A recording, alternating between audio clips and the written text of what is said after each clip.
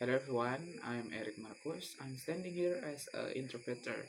So today we will listen a speech by Mona Lisa Rene. So the topic of the speech is about the negative impact of COVID-19 towards education in Indonesia. Dampak negatif dari COVID-19 terhadap pendidikan di Indonesia. The negative impact of COVID-19 towards education in Indonesia.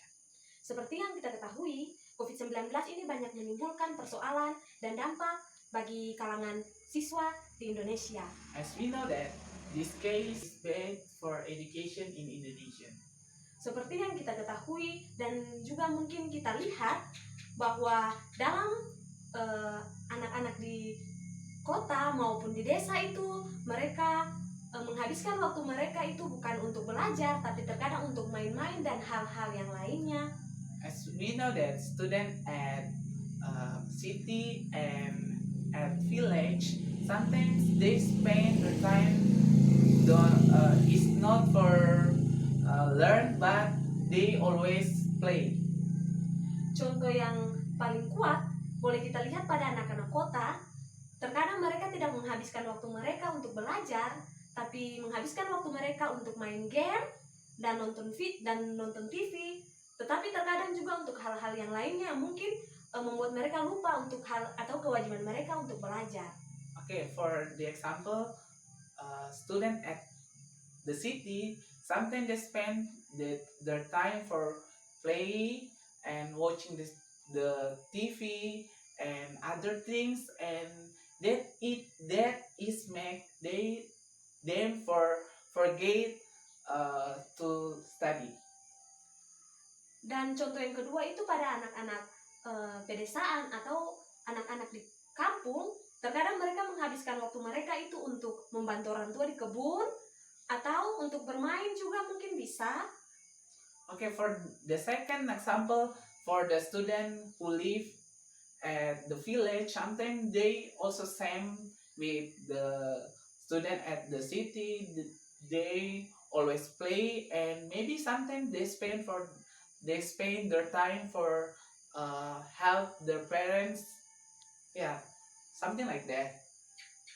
Tapi banyak anak-anak kampung mungkin yang ingin untuk belajar, namun dengan situasi begini di pedesaan itu terkadang susah untuk mendapatkan jaringan internet atau kondisi keuangan orang tua yang mungkin tidak bisa untuk membelikan paket bagi mereka. Okay, this case is sometimes student at village they want to learn, but they have trouble with connection, internet connection, and maybe sometimes their parents don't have much money for pay they pulsa data like that. Yeah. Dari hal itu mungkin menurut saya bagaimana seorang guru itu harus mengambil kebijakan untuk bagaimana mereka dapat mendidik murid-muridnya bagi anak pedesaan. For this case, maybe for the teacher should be give more responsible for take care about education in the village. Namun bukan saja dukungan dari guru yang diperlukan, tapi bagaimana orang tua juga mengambil alih untuk bagaimana dapat mendidik anak-anaknya di rumah dan tanpa harus keluar rumah. Yeah, this case is not need supporting from the teacher, but supporting for their parents also is very important for teach their children at their home, so that their children don't closer from their home.